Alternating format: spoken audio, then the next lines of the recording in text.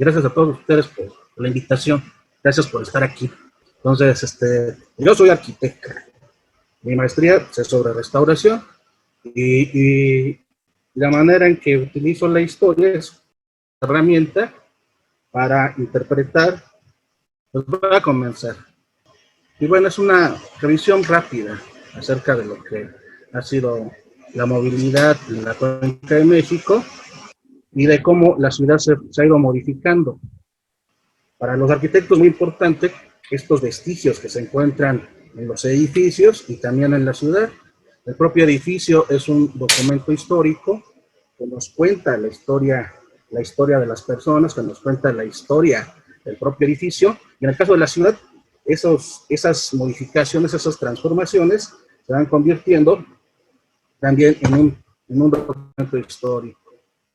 La ciudad, con todas esas modificaciones que va teniendo, nos va mostrando cada uno de estos apartados que dio es una especialidad. Hay gente que se dedica específicamente a eso, no es una falta de respeto a ellos que se dedican, que han dedicado muchos años a investigar sobre esto. Solamente es un repaso general. Por ejemplo, bueno, vamos a ubicar, esto es la Cuenca de México. Esto es una imagen que aparece, no lo recuerdo, en la memoria del drenaje profundo, que más o menos del año 76-77, cuando se publicó por el Distrito Federal, el Departamento del Distrito Federal. Bueno, aquí se ve un poquito más sintético.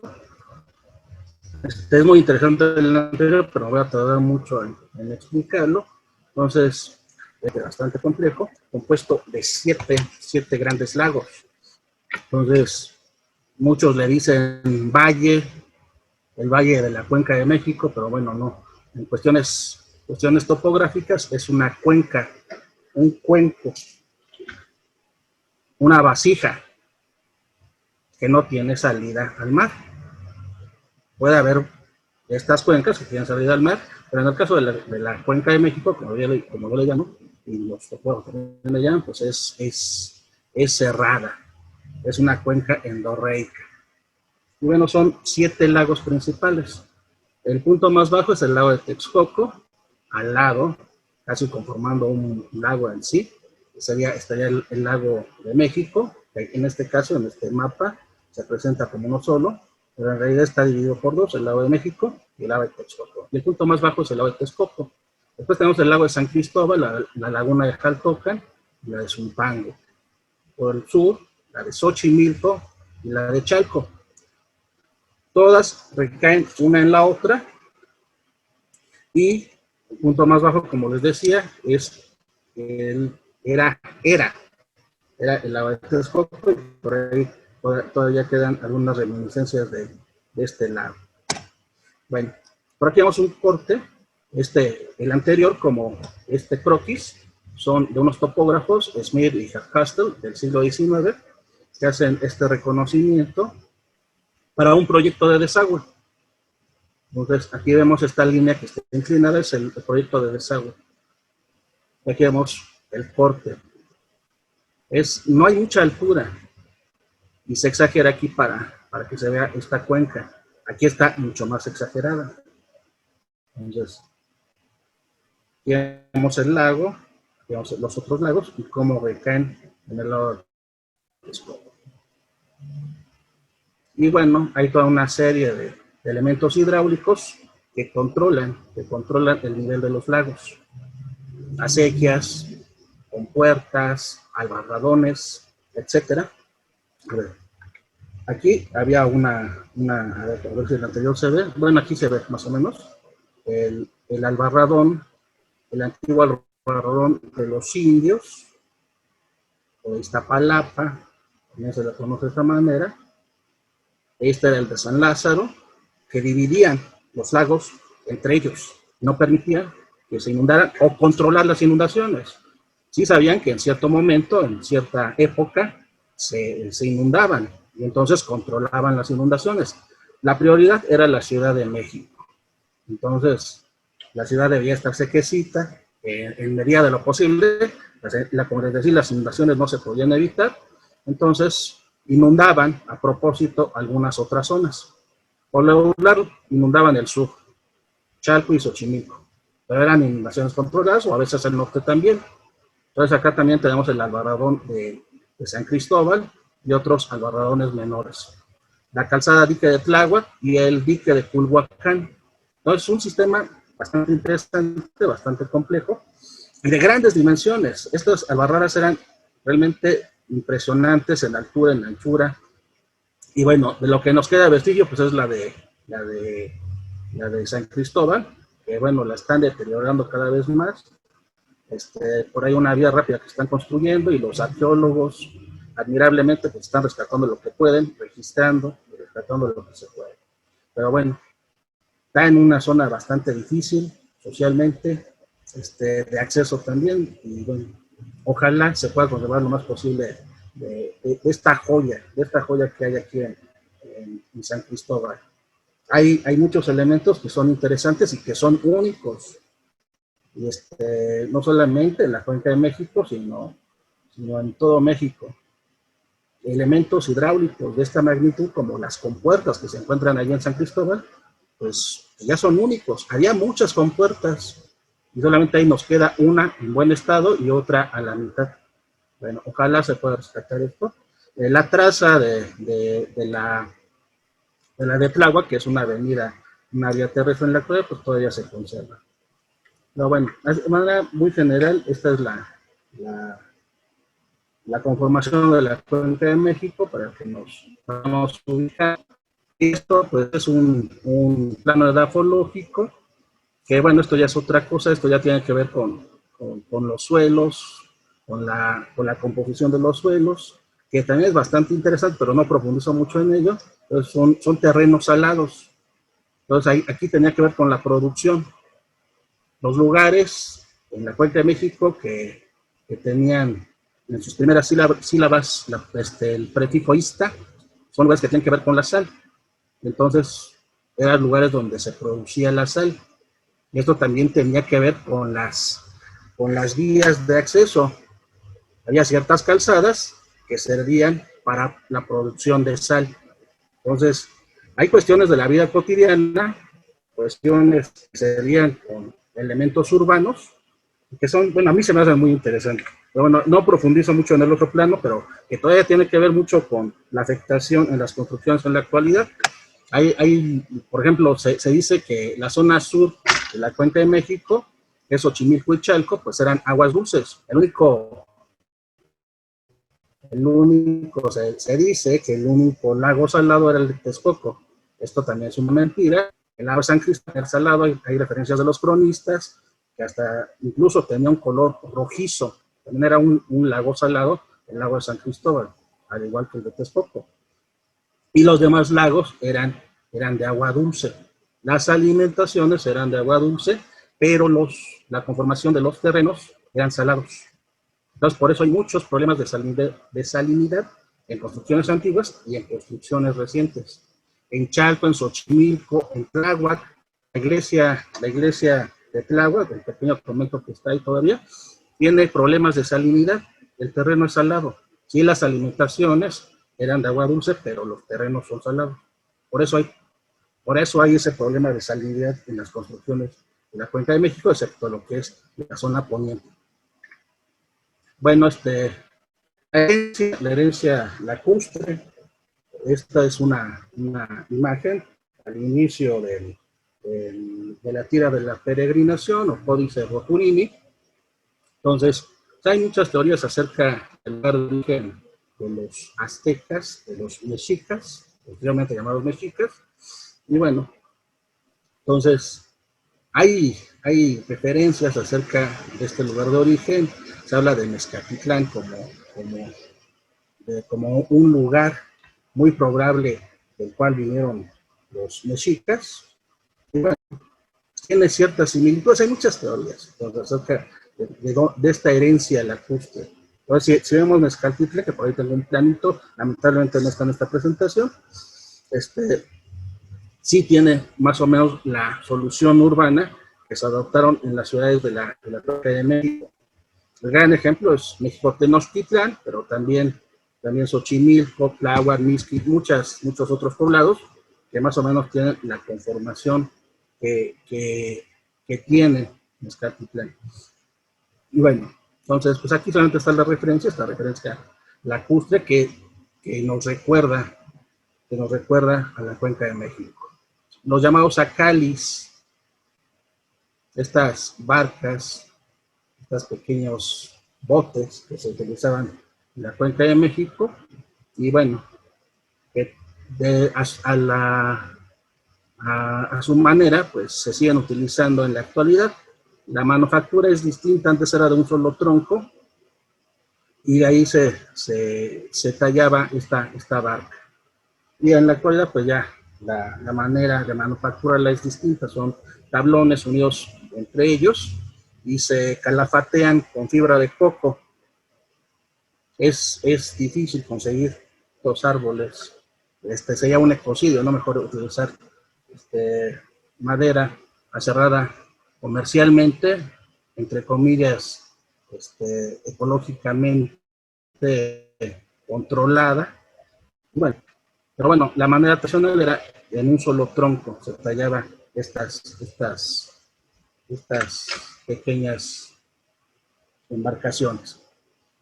Bueno, el gran ejemplo, como les decía, la Ciudad de México, un ejemplo de urbanización y también un ejemplo de respeto hacia el entorno urbano. Tenemos las acequias, los canales o apantles que cruzaban toda la Ciudad de México, Tenochtitlán. Entonces, este es el poniente, este es el oriente. Como les decía, el punto más bajo era hacia el lado de Texcoco y había una pendiente hacia este lado. Durante el periodo virreinal se va a rescatar un antiguo albarradón que lo construyó Itzcoatl. Ay, perdón, se me olvidó. Perdón, ahorita recuerdo. Bueno, entonces están estas acequias y viene el desfogue hacia el oriente.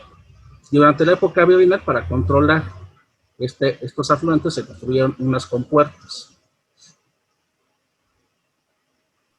Y bueno, las vías terrestres, tres grandes vías, hacia el sur la calzada de Iztapalapa, hacia el norte Tepeyaca y hacia el poniente Tlacopan. Las grandes calzadas con unos cortes, unas tajaduras, y en estas tajaduras se ponían estos puentes prehispánicos que eran unas vigas colocadas unas junto a otras, y esos eran sus puentes, que tenían varias funciones. Una era la comunicación, ¿no? Pero también una protección militar. Y esto lo refiere Bernal Díaz del Castillo, también lo refiere Hernán Cortés. Entran, y cuando en la llamada Noche Triste, ¿no? Cuando salen huyendo los españoles de México Tenochtitlán. Pero también se hace mucha referencia a estas cortaduras, a estas tajaduras que había en estas calzadas. Una muy famosa es esta. Se refiere en varias ocasiones. Y se habla también de un fuerte. Así le llaman en referencia a las protecciones militares europeas. Entonces, un gran muro, y en la parte superior había arqueros. Entonces, este era un punto clave. Después, posteriormente, hubo un puente en la época virreinal. Pero bueno, entonces, varias veces trataron de entrar los españoles durante el asedio a la Ciudad de México Tenochtitlán, y aquí siempre se atoraban en este punto, en esta tajadura. Entonces, no podían pasar. Entonces, ¿cómo fue que pudieron pasar? Llevaron cañones, derribaron esta protección militar, este muro, este pequeño fuerte que había, y con los restos de las casas que había alrededor, taparon esta cortadura y lograron entrar. Entonces llegaron hasta el Templo Mayor, que también eso era una táctica militar, lo refiere en varias ocasiones Bernal Díaz del Castillo y Hernán Cortés, que le sucedió en varios poblados al sur de la Cuenca de México, como en Xochimilco, en Tláhuac. También era una táctica que los dejaban pasar, entraban al centro de la ciudad, y entonces ahí los cercaban y los aniquilaban. Y así pasó. Esa fue la primera ocasión, entraron en varias ocasiones, pero la primera ocasión que pasaron fue de esa manera. Derribaron con cañones, entraron, y ya dentro del Templo Mayor, ahí los rodearon y aniquilaron los más que pudieron, y salieron ahí unos cuantos. Son cosas interesantes que nos habla acerca de la composición urbana, de los elementos urbanos. Y bueno, aquí está este elemento que les decía, los antiguos acalis. Este se encontró durante las excavaciones de principios de los años 80 en la Sequía Real. Y si mal no recuerdo, está en el Museo del Templo Mayor. Entonces, como les digo, pues es una sola pieza de un tronco tallada sobre él. Y como les decía, en la actualidad, pues es distinta la manufactura. Bueno, muy interesante la vida cotidiana, estos elementos lacustres, la manera en que se pesca, con técnicas prehispánicas, con técnicas europeas también.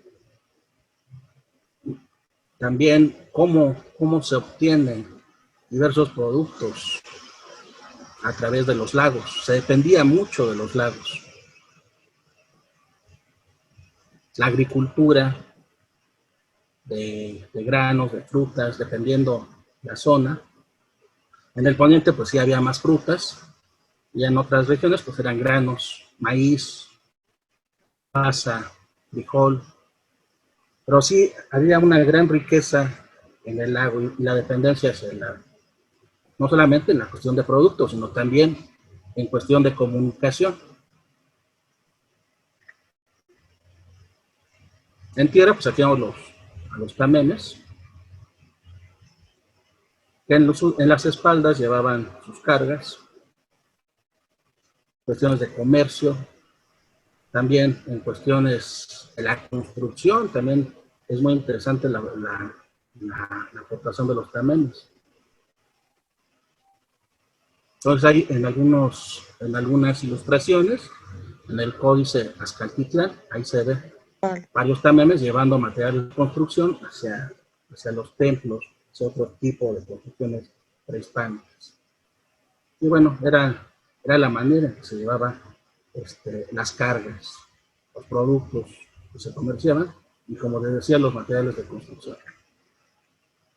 Bueno, estos son dos investigaciones, dos planos de dos investigaciones distintas, de la doctora Narita Valero de García Loscurain, y una publicación de la UAM, los que son varios investigadores que elaboraron este libro, que lo publicó el Fondo de Cultura Económica, y bueno, más idealizado y sobrepuesto a una traza actual. Y bueno, acerca de cómo era la traza, bastante idealizada. Los solares bastante regulares. Por ahí están las medidas. Bastante idealizada, la planta es cuadrada, las calles parejas, anchas de 14 varas, y bueno, y se admiraba que se pudiera ver la ciudad de principio a fin por cada una de sus calles. Esto no pasaba en Europa. Allá eran callejones, plaza de plato roto, ciudades medievales. Entonces, esto correspondía bastante con el ideal del Renacimiento, con los artistas, con los arquitectos de la época. La casa de Damiero, una forma bastante regular, calles anchas, amplias, que permitieran la iluminación y la ventilación. Eran ciudades sanas, que eso era lo contrario que pasaba en Europa. Callejones estrechos, que no permitía el libre paso del viento, del sol, y eso traía consigo epidemias, que era lo que estamos viendo ahorita, ¿no? Entonces, es el gran ideal de urbanización, que bueno, es de herencia prehispánica también. Y bueno, aquí se plantea esta primera traza, Ahí ahorita Valero de García Lascurain en otra publicación logra definir a quienes estaban destinados la propiedad de estos solares. Y bueno, esto es ideal, pero otra cosa es la realidad. Si vamos a un plano catastral, vemos que esto no se respeta, por muchas cuestiones, por cuestiones sociales, por cuestiones también de la propia ciudad, la herencia lacustre. Entonces, todas estas calles que vemos en la actualidad, pues son terrestres. Pero anteriormente se cruzaban las vías acuáticas, entonces había que respetarlas. Entonces, pues se ve muy ideal aquí, pero en ocasiones por aquí pasaba una sequía y partía los solares.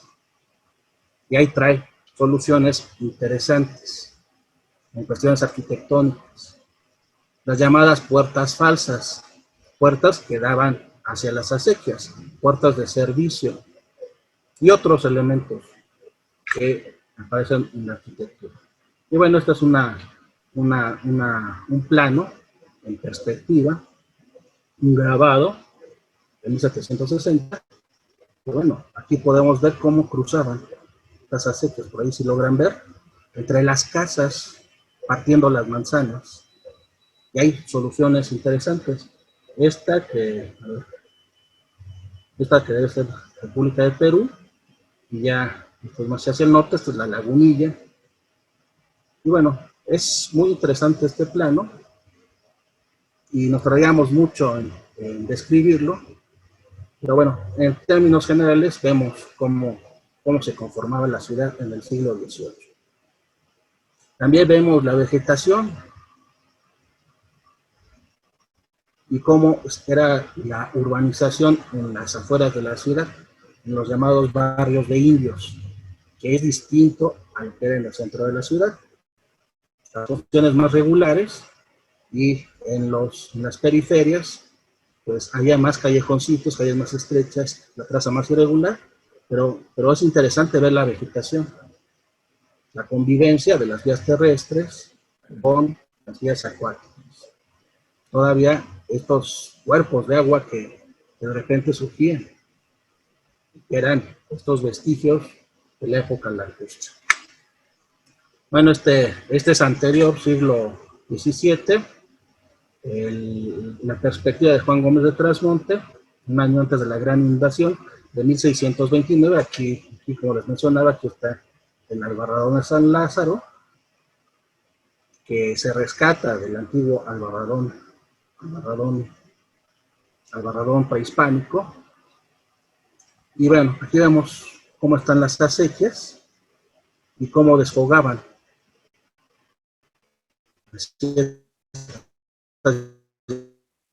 llamadas compuertas. Muy útiles estas compuertas. Entonces se habla de mareas. Hernán Cortés ya mencionaba ciertas mareas. Y hay varios que mencionan mareas, pero es interesante lo que menciona Cortés.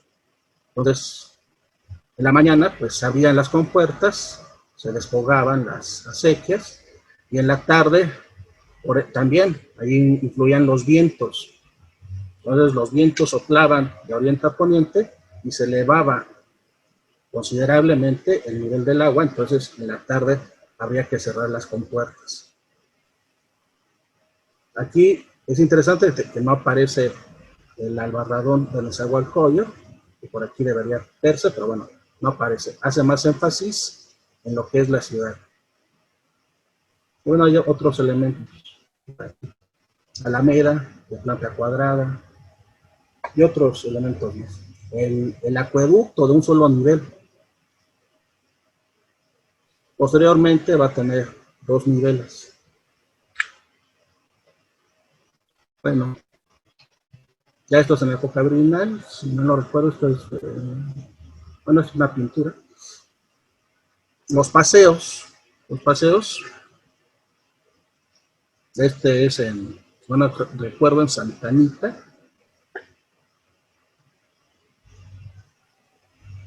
Bueno, algunas embarcaciones un poco más grandes, entre comillas, pero por regular eran embarcaciones pequeñas las que había.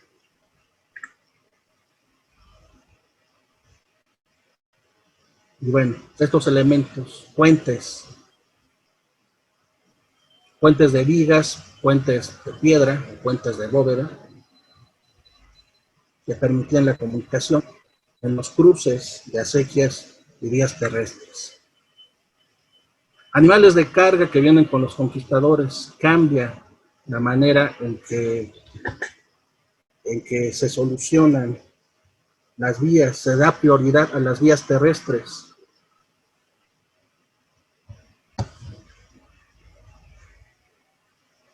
Y en diferentes épocas se hacen empedrados para que puedan transitar, obviamente los animales de carga, pero también otro tipo de vehículos. Las mulas, los burros, los asnos y las recuas, distintas, un grupo de mulas o de asnos o de burros cargando la mercancía y llevándola de un lugar a otro. Carretas de distintos tipos, jaladas por estos animales de carga. Para vías terrestres es bastante útil las carretas. Se habla de que para vías acuáticas era mejor y más eficiente las canoas. También en cuestiones económicas también. Era más lucrativo llevar cargas por la vía acuática que por la vía terrestre. Es lo que se dice. Entonces, se dice que una canoa lograba llevar de 3 veces a 5 veces lo que cargaba un burro. Y lo hacía en menos tiempo. Pero sí había ciertos materiales, ciertas mercancías que era conveniente llevarlas en carreta y no por la vía acuática. Uno de ellos era la cal. Una medida que había en el comercio de la cal era la carreta. Así como en la actualidad hablamos de camiones de arena o camiones de grava o de otros materiales, en la época virreinal era por medio de carretas.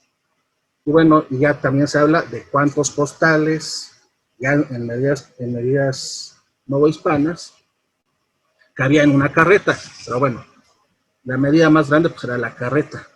Y la cal, pues, debe tener ciertos cuidados. En contacto con el agua es un material delicado que puede provocar quemaduras. Entonces ahí era conveniente llevarlo por vía terrestre y no por vía acuática. Y otros materiales, el papel, la pólvora. Entonces sí había ciertos productos que era más conveniente la vía terrestre que la vía acuática. Pero sí, se menciona en varias ocasiones la cal, por el cuidado que debía de tenerse con este producto. Y bueno, también otros animales de carga que llevaban estos vehículos. Los tamemes prehispánicos. Que bueno, todavía en nuestro país sobreviven estos cargadores con el mecapal. Esta cinta de isle con la cual amarran sus productos y los llevan en la espalda. Impresionante la fuerza que tienen para soportar estos grandes pesos en sus espaldas. Hay unas fotografías bastante curiosas acerca de la cantidad de peso que cargaban. Y bueno, esto también, el cargar personas más pudientes o en este caso una persona de mayor edad. Carruajes que había en la época novohispana. La berlina, de origen europeo y que provenía de Alemania, la referencia hacia Berlín. Entonces la berlina tenía fondo convexo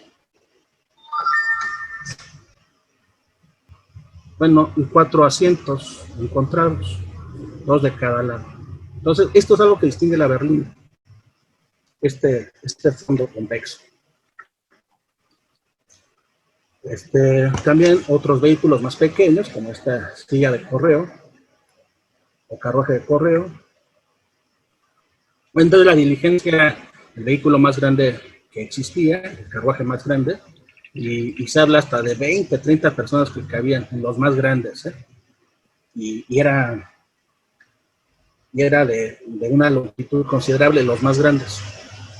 Entonces, como les decía, sería el equivalente a un autobús en la actualidad, y era jalado por varios pares de mulas o de caballos.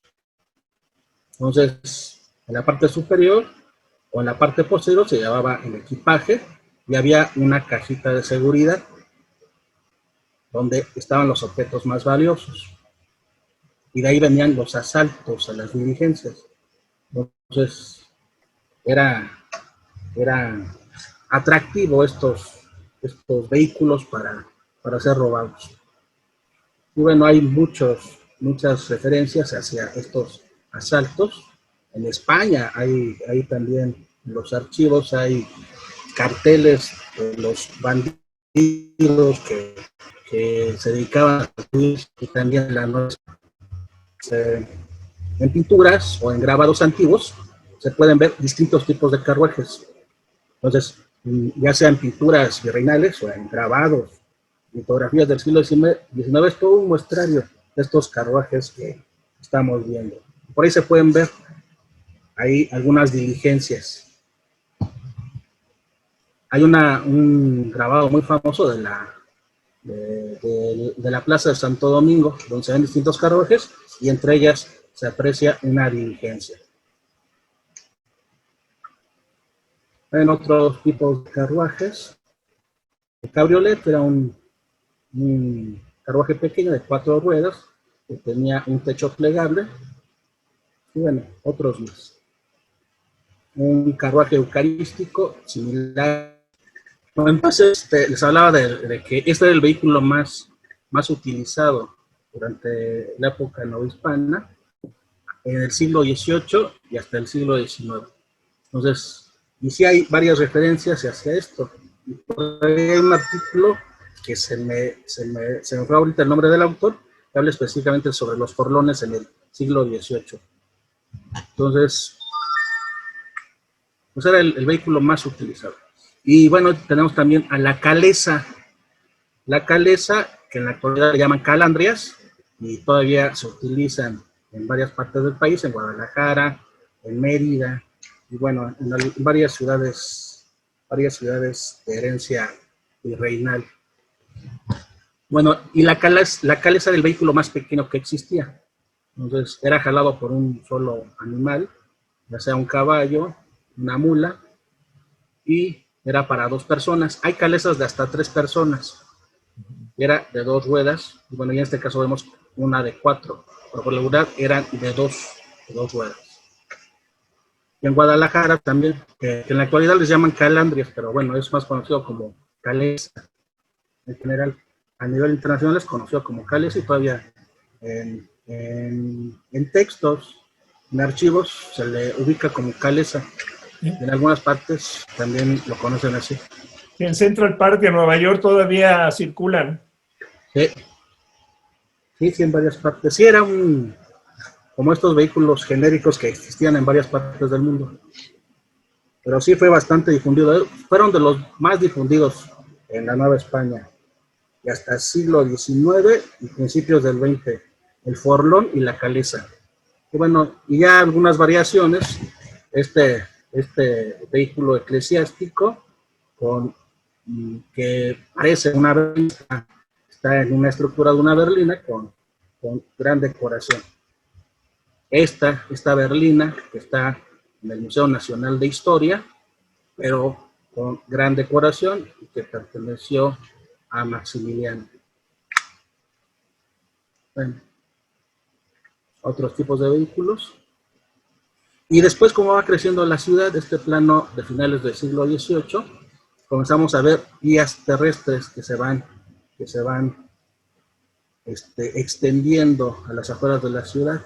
Los paseos, el paseo del Carelli, el paseo de Revillagigedo,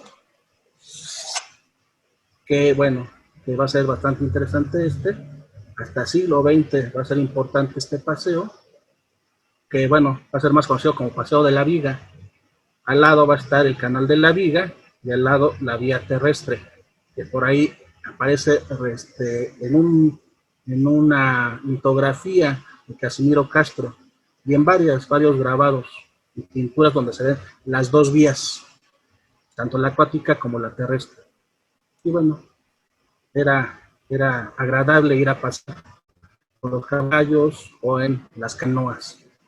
Y todo el comercio y ambiente que sucedía en este Paseo de la Viga o de Revillagigedo. La Calzada de la Piedad también, que por aquí se ve. Y bueno, por acá vemos la Calzada de Guadalupe y por acá la Calzada de Vallejo. Y es interesante estas rotondas, que también las tenía la de Vallejo, también unas pequeñas rotondas en la de la Piedad. Había un esquema que venía de los ejemplos en Europa, estas grandes calzadas que estaban arboladas, pero también se contemplaba la cuestión del agua. A los lados se aprecian unos canales, que bueno, aquí en el plano no se ve muy bien, pero había a los lados canales, que bueno, era difícil que llevaran agua, solamente en tiempos en época de lluvias llevaban agua, por ahí se quedaba estancada, pero bueno, por ahí estaba la intención de esta urbanización a la manera europea, y rescatando obviamente el pasado lacustre. Y por aquí vemos muchos canales, por ahí se ven algunas líneas que estos eran canales. Al centro de la Ciudad de México, por cuestiones de sanidad, ya se habían cegado la mayoría de las acequias. Siglo XVIII, más o menos la segunda mitad, en 1760, se empiezan a cegar y se da prioridad a las vías terrestres. La única que queda, pues, es la de la acequia o la acequia real, que era una cuestión bastante utilitaria para cuestiones de comercio. Entonces, pues fue la que se conservó hasta más o menos 1940. Pero todas las demás, al interior de la ciudad, se cegaron y se sustituyeron por vías terrestres.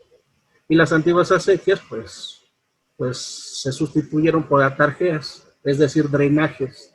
Se taparon y se convirtieron en vías terrestres. Se empedraron calles, algunas plazas importantes.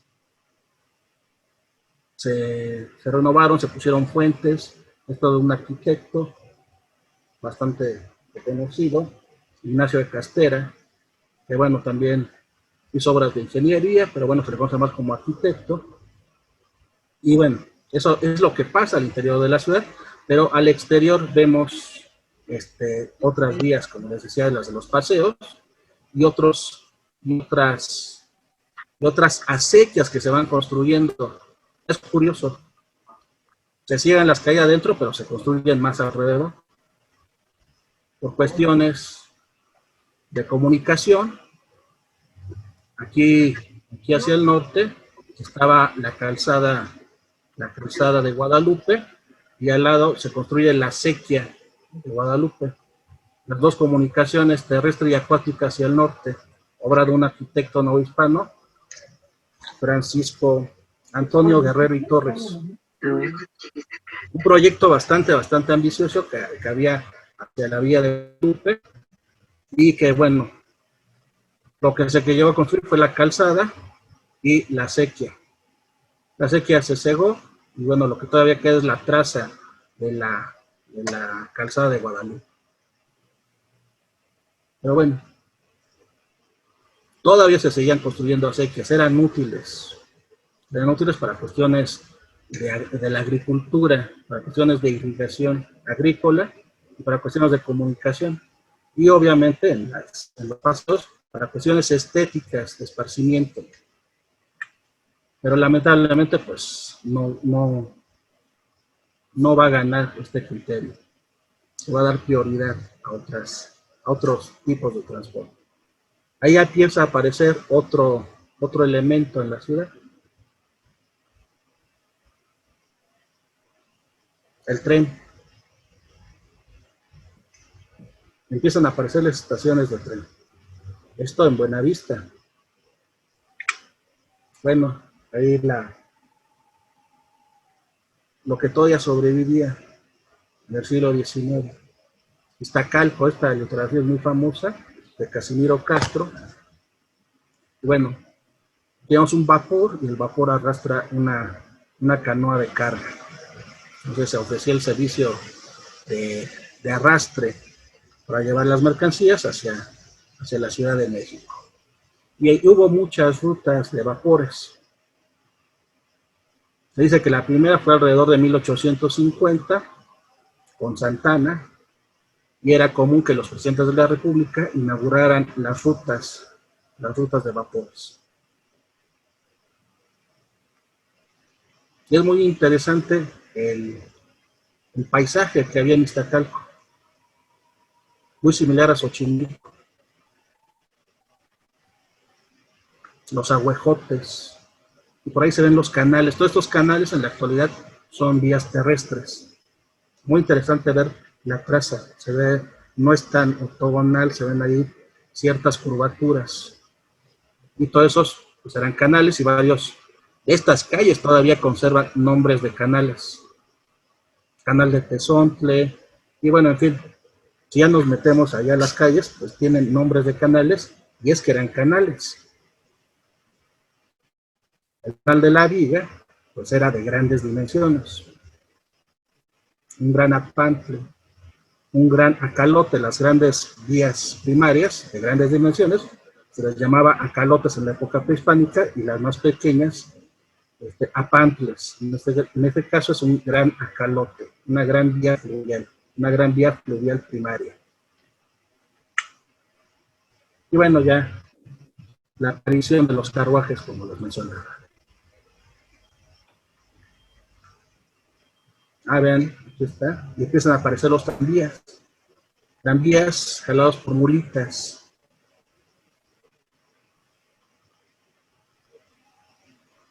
Y bueno, y carretas de carga. Aquí tenemos el antiguo edificio de la Real Aduana, actualmente el edificio de la SEP.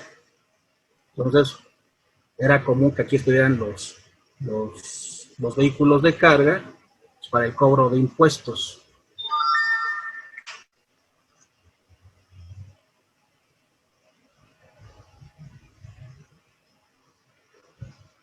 Bueno, este es en la calle San Francisco,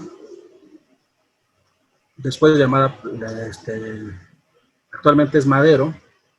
Aquí estaba el convento San Francisco, aquí está la casa de los condes del Valle de Orizaba, conocida actualmente como el Sambor de los Azulejos, ¿no? Aquí vemos los forlones,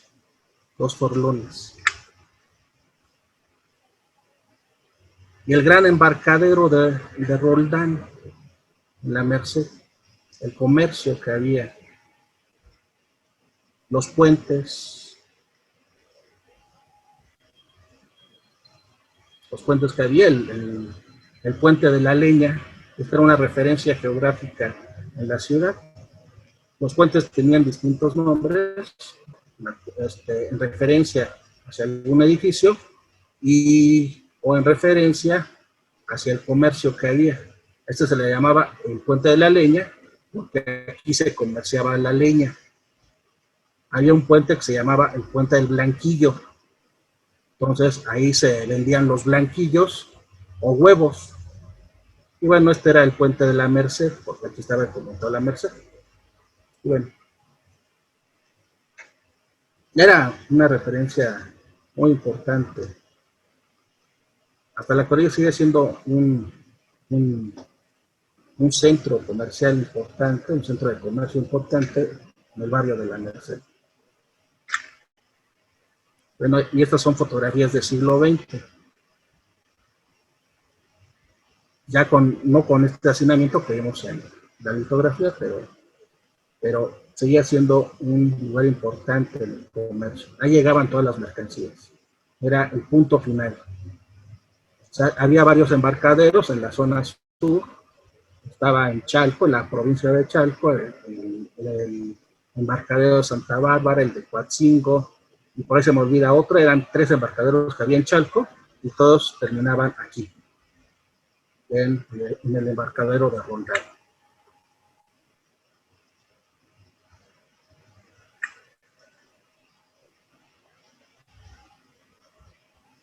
Bueno, cuestiones constructivas acerca de los puentes, son puentes de vigas, y el que era de piedra o de bóveda era el del puente de la Leña. Era un puente de grandes dimensiones, era yo creo, el más grande que había en la ciudad. Las garitas que estaban alrededor de la ciudad y que servían para cobrar impuestos a los productos de la Ciudad de México. Había algunas garitas, todas eran, en su mayoría eran de vía terrestre, y un par por ahí eran vía acuática. Esta es la garita de la Viga. Bueno, pues se encontraba más o menos cerca de lo que es el metro Chabacano. Por ahí hay un planito en donde localizo las garitas. Y bueno, una que era mixta era la de San Lázaro. Tenía un acceso para vehículos acuáticos y también por la vía terrestre. También hacia el norte estaba la de Peralvillo, que también por ahí tenía como un acceso acuático, pero principalmente era terrestre el acceso. Y bueno, curiosidades que uno buscaba y se quiebra la cabeza para ver cómo la hacían. Entonces, en Europa se habla de compuertas, de esclusas, que baja el nivel y entonces ya puede pasar el vehículo abajo del puente, o de algún elemento que por ahí se cruza la vía acuática y la terrestre. Entonces yo estuve investigando cómo se hacía esto, y pues no. La solución era la más sencilla. ¿Cómo le hacían para pasar estos elementos? Descargaban todo, pasaban la canoa y la volvían a cargar, y esta es la más sencilla. No es una deformación. Plegaban el techo y se agachaban y ya pasaban. Pues sí, esa era la solución. Y yo buscando compuertas y cosas más complejas como hay en Europa, como hay en Francia, por ahí unos sistemas de esclusas bastante interesantes. El de Panamá, que es una maravilla. Esas esclusas que son impresionantes. Yo buscaba algo parecido, pero no. La solución era bastante sencilla. Descargar todo y volverla a cargar, o agacharse, y ahí golpe avisa. Para los trenes, las estaciones,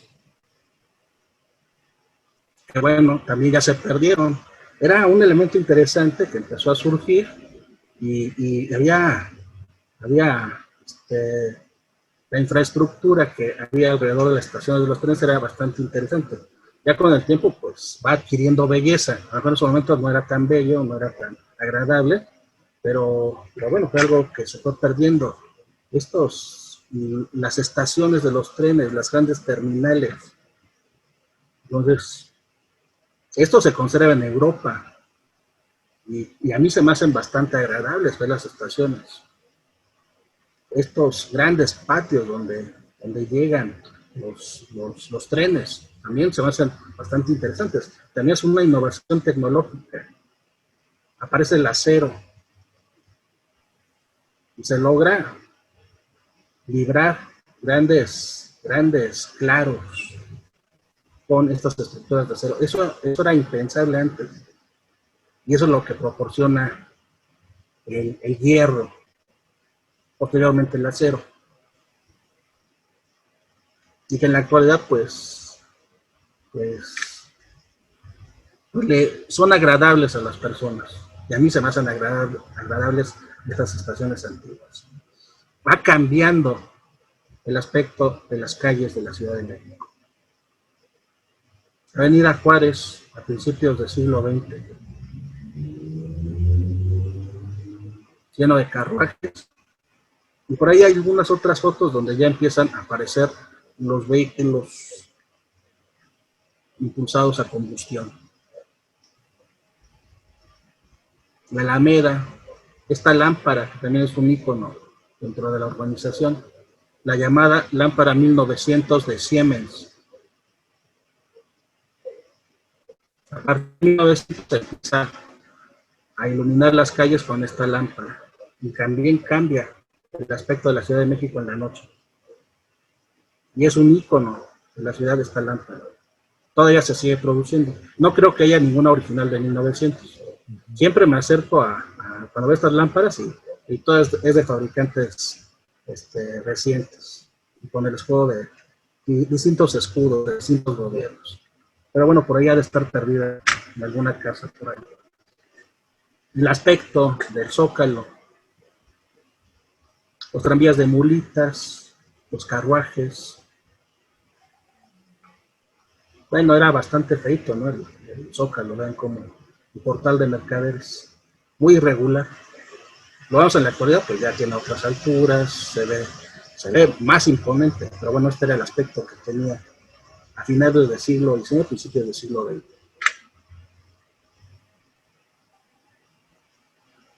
Bueno, esta es una pulquería, las carretas llevando el pulque. El pulque entraba por el norte, por la garita de Peralvillo, y bueno, de todo, de Hidalgo provenía el pulque, de Apan, ¿no?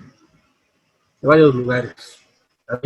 Hay una investigación bastante interesante de las pulquerías en la Ciudad de México. Hay varias, pero sí hay una que a mí se me hace muy interesante acerca de las pulquerías. Entonces era bastante socorrido el pulque en la Ciudad de México, y dejaba ganancias bastante buenas a los hacendados. Ahí lo que queda de las haciendas, algunas todavía se conservan bastante bien y otras muy mal, pero ahí se puede ver el poder que tenía el pulque a nivel nacional, pero en la Ciudad de México era impresionante.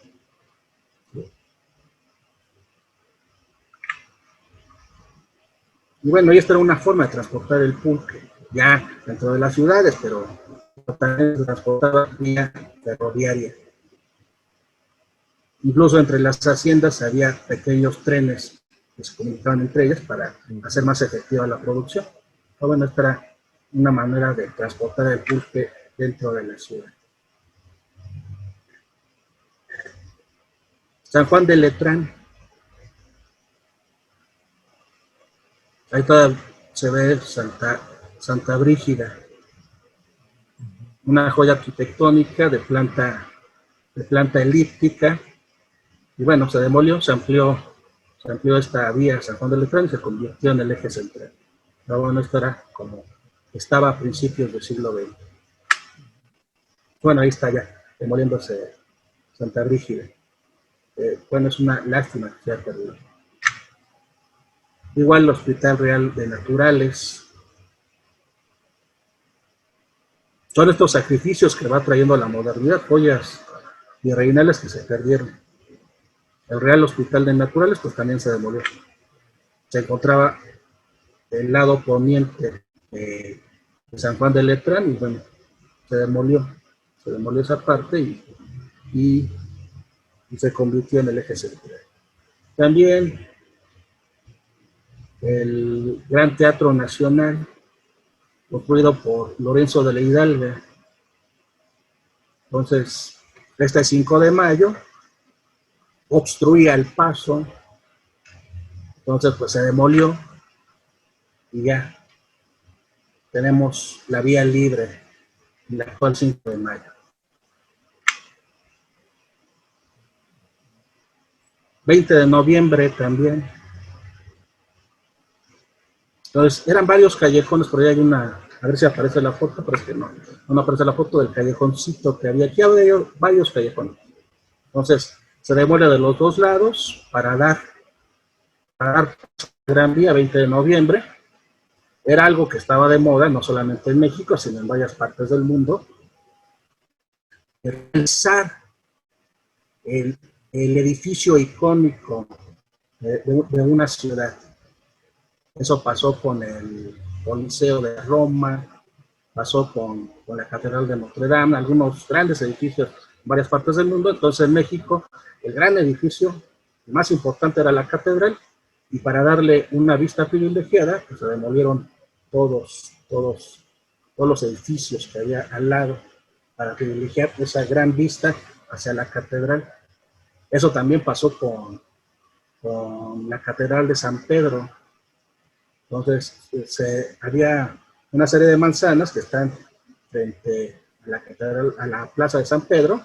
Entonces, para tener esa gran vista de acceso a la Catedral de San Pedro, se demolieron varias manzanas que eran de época medieval, y se construyó la Vía de la Conciliación. Y pues fue lo que pasó aquí en México. Y así está en la actual. Bueno, fue lo que se obtuvo. Es una gran vista hacia la catedral. Lamentablemente se perdió mucha arquitectura virreinal. Y bueno, también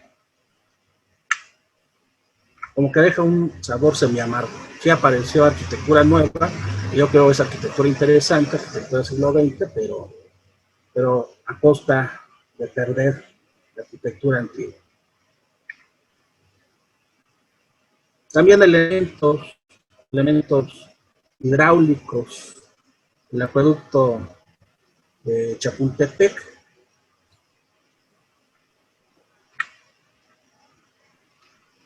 Bueno, se sustituyó el original por una réplica, ya estaba desgastado. Esto obra de Ignacio de Castel. El original se encuentra en el jardín, en el puerto de Tepozotlán. Y bueno, toda la arcada que había aquí en Arcos de Belén se demolió. Por ahí quedan unos arquitos por ahí, pero bueno, es muy poco de lo que había. Y lo que fue en Santa Fe, que era admirable ese acueducto que pasaba por la casa de Tacuba. Entonces era de 2 niveles, algo único en toda América, y se perdió, se demolió todo. Pero bueno, son estas cuestiones lamentables. En otros lugares sí es muy representativo los acueductos. Los cuidan muchos en varias partes de Europa, en varias partes de nuestro país se cuidan sus acueductos.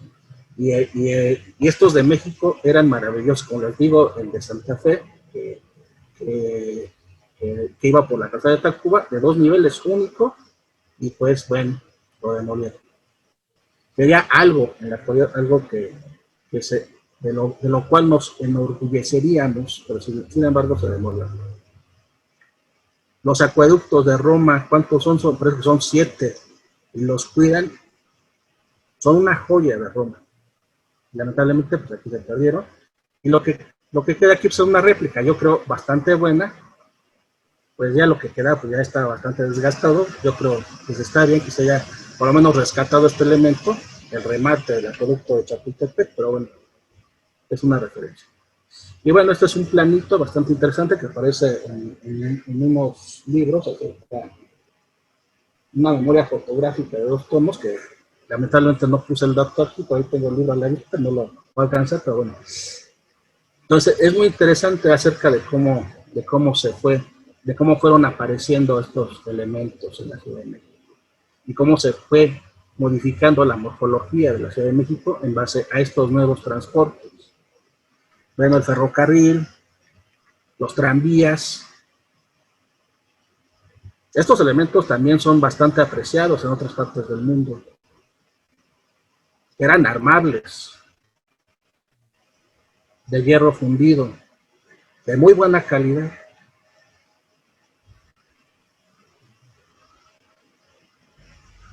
Tenía unos detalles maravillosos. La maquinaria, pues, era muy buena y se lograban muy buenos detalles. Y bueno, pues todo esto pues ya no están estos elementos. El kiosco de Santa María de la Ribera, que era un pabellón en una feria internacional, una exposición internacional. Bueno, pues ya después se rescató y se le dio otro uso, primero en la media central como kiosco, y actualmente pues está en Santa María de la Ribera. Nos acercamos y vemos la calidad de las piezas y es muy bueno. Así eran estos elementos. Eran troquelados en hierro, pero con muy buena calidad. Se tratan de hacer copias de estos elementos y son muy malas. Había muy buena maquinaria en aquella época y las piezas eran muy buenas. Ya, otro tipo de tranvías eléctricos.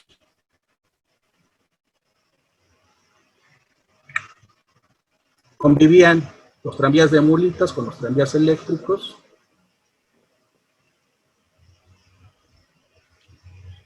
En obras que se hacen en el centro de la Ciudad de México, yo recuerdo hace un par de años todavía se encontraron las vías, y están bastante bien identificadas, las de tranvías eléctricos como de tranvías de mulitas. Y ahí se han encontrado, hay notas en los periódicos de cómo han encontrado estas vías.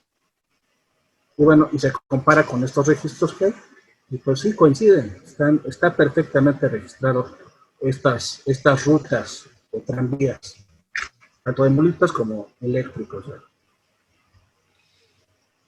Poco a poco va modificándose. Y es bien interesante esto, ¿no? Tranvías eléctricos, ya, vehículos de combustión, carretas. Ven, aquí ya empieza a prevalecer los vehículos de combustión y por ahí ya empiezan a escasear los carruajes tirados por animales. Madero. Igual esta es Madero. La iglesia de la Profesa.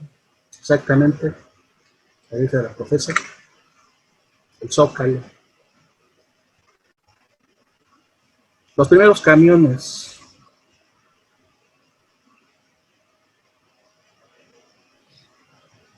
Alrededor de unas 20 personas que habían en estos primeros camiones. Si mal no recuerdo, es de los años 30, 40, más o menos, empiezan a aparecer estos pequeños camiones. Ya después empiezan a aparecer estos. Y que empiezan a tener distintos nombres. Vitrinas, delfines, etcétera. Diversos nombres que les van poniendo los habitantes de la Ciudad de México. Y que son una innovación en su época.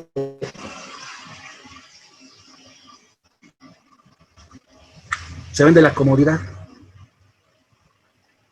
la rapidez. La ruta, no sé. Los años 80, 90, la ruta 100, los distintos tipos de camiones de ruta 100.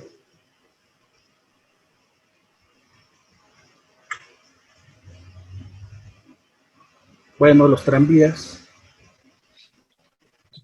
Trolebús. Trolebús también. Empiezan a aparecer las rutas de trolebuses.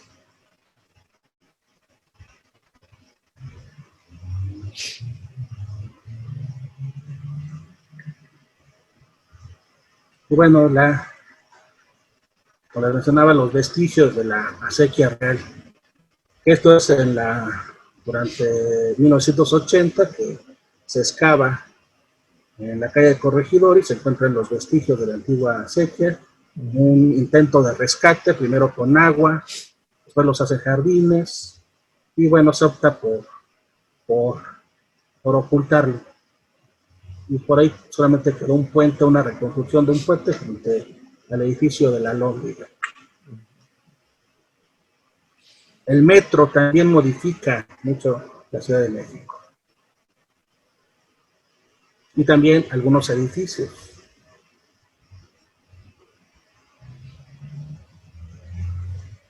Aquí vemos la construcción de la estación Zócalo.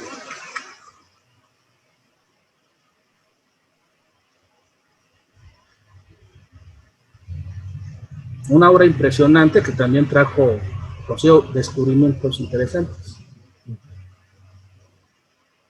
La línea 2 pasó por el centro histórico. Uno de esos descubrimientos fue el vaciamiento que está ahí en la estación Pino Suárez y cantidad de objetos que se encontraron aquí.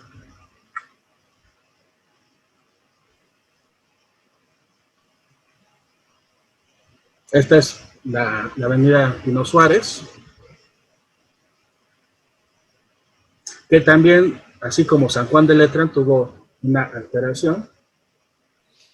Del lado poniente se demolió, se amplió Pino Suárez. Y ya después vino el metro. Si vemos del lado oriente, pues están los edificios virreinales, los edificios antiguos, pero si vemos del lado poniente, son edificios del siglo XX.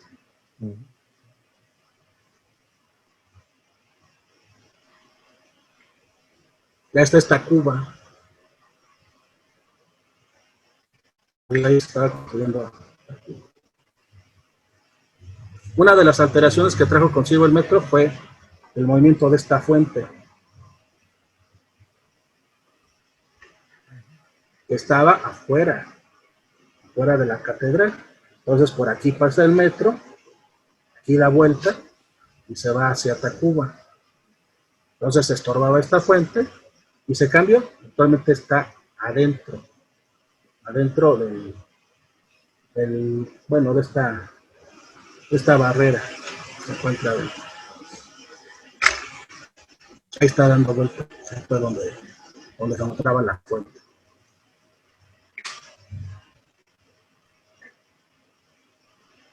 Esto es Pino Suárez. Entonces, cuando estaban haciendo las obras para la estación del metro Pino Suárez. San Hipólito también, por ahí cruza el metro. En la esquina, aquí vemos un relieve acerca cuando creó la Ciudad de México Tenochtitlan, por ahí hay un texto muy interesante. Entonces se dedica la Ciudad de México a San Hipólito, porque cuando cayó la Ciudad de México Tenochtitlan fue el día de San Hipólito. Y si este elemento es bastante icónico de aquel momento histórico. Aunque él no es exactamente de aquel momento histórico, pero bueno, recuerda ese día. Entonces por aquí pasa el metro, y pues ahí rescataron este elemento. Una forma ingeniosa de rescatarlo. Bueno, esto también trae elementos que alteran el edificio. En este caso no se ve, pero en la Santa Veracruz ahí sí hay un hundimiento diferencial, que es bastante notorio y que está destruyendo la Santa Veracruz, y es por el metro. Un compañero está viendo el caso de la Santa Veracruz y estoy investigando a ver si había un basamento piramidal en la Santa Veracruz, y no, es el metro. Cuando construyeron el metro, pues ya se está hundiendo el templo de la Santa Veracruz, y la estructura de concreto que está ahí fija, yo creo la cimentación fue de pilotes, pues ya está sobresaliendo. Y obras más recientes que bueno, el Metrobús, que yo creo ha tenido aspectos positivos en la incorporación del Metrobús. En esta zona norte era bastante difícil pasar, sobre todo en la noche, por la calle Belisario, por Santo Domingo, y yo creo ha traído ha traído buena iluminación, se retiraron ambulantes, se ha recuperado la, la,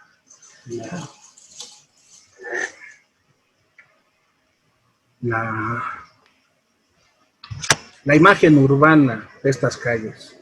Por ejemplo, también ahí donde está el Teatro del Pueblo, en República de Venezuela, también era un lugar difícil, daba miedo pasar por esas calles, y yo creo ha ganado bastante. Ya un edificio que se perdía entre los comercios ambulantes, se retiraron y ya sobresale esos edificios. El mercado que está ahí junto al Teatro del Pueblo en República de Venezuela, que también es un mercado importante, donde se encuentran murales de alumnos de Pablo Higgins, de Diego Rivera, un edificio importante. Yo creo también ganó mucho con estas obras del Metrobús. Obviamente la zona de la Merced, que también hay algunos lugares que todavía son difíciles, pero bueno, yo creo, viendo lo positivo, esta incorporación de nuevos transportes, de nuevas vías para comunicar el centro histórico, yo creo se ha ganado en algunos aspectos. Bueno, así es como se ve en la actualidad.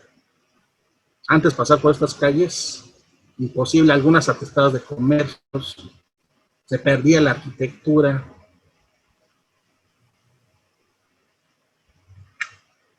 Bueno, estos son reportes de la Autoridad del Centro Histórico acerca de lo que se tiene planeado en próximos años. Hay corredores. Esto no es nuevo, hay proyectos desde los años 70, algunos de los 40, pero sí se ha buscado desde la Alameda tener un corredor que comunique hacia Circunvalación, hacia la Iglesia de la Soledad, y también por la zona sur. Es lo que se está buscando en la actualidad. Tratar de revitalizar estas zonas que son un tanto complicadas. Yo creo que sí se ha logrado en algunas partes. Regina antes de su revitalización era un lugar espantoso para pasar. A mí me tocó estudiar esa zona cuando estaba haciendo mi maestría. Entonces sí era bastante complicado. En mi caso de estudio estaba en Mesones. Entonces pues, sí era bastante feo pasar por Regina antes. Todo lleno de basura, fauna nociva, también indigentes, puedo decir, daba miedo pasar por Regina, y ahora pues es otro tipo de fauna que hay ahí, ¿no? Pero bueno, yo creo que sí se ha ganado bastante. Hay vida todo el día. Pero ya hay otros problemas que es otra cuestión, eso ya es más de urbanismo, hablan acerca de gentrificación y cosas así. Quizás sí está pasando esto en Regina. Es una zona que ha subido mucho en cuestión económica, hay mucha especulación. Las rentas al principio de la rehabilitación eran bajas de 3 mil pesos, por lo que me dicen en la actualidad no bajan de 15 mil pesos, entonces se ha ganado, pero se ha perdido en otras cuestiones. Ha ganado la especulación. Madero también, en algunos aspectos es un éxito, pero en otros aspectos yo creo que también se ha perdido. Los que somos los que son de la Ciudad de México, los que viven en el centro histórico, ya no pasan por Madero, es una calle de turistas. Entonces, no sé, hay cosas positivas y cuestiones negativas en torno a estos rescates. Bueno, esta es una ruta del Metrobús mucho más larga, ya otros elementos que se han incorporado como ¿cómo se llaman estos? Ciclovías, etcétera. Bueno, ¿cómo ha ido cambiando la ciudad? Esta fotografía debe ser de los años 80. Sí. Esta es Moneda. ¿Y ahora? Se ha buscado la peatonalización, en varias ocasiones. Gante. Antes Gantes era vehicular. y por ahí se logró que fuera peatonal. Y desde hace varias décadas es peatonal. Yo creo que es un espacio agradable, gana. Claro. Poco a poco se van ganando espacios peatonales. Y es algo que también nos marcan las cartas de conservación en las ciudades históricas. Tratar de sacar el transporte público. En general, el transporte motorizado. Eso causa vibraciones y daña los edificios históricos. Y yo creo que se ha ido ganando poco a poco. Es difícil, porque es una ciudad acostumbrada a la comunicación en distintas maneras. Y bueno, fue muy rápido, de manera muy general. Espero les haya gustado. Muchas gracias.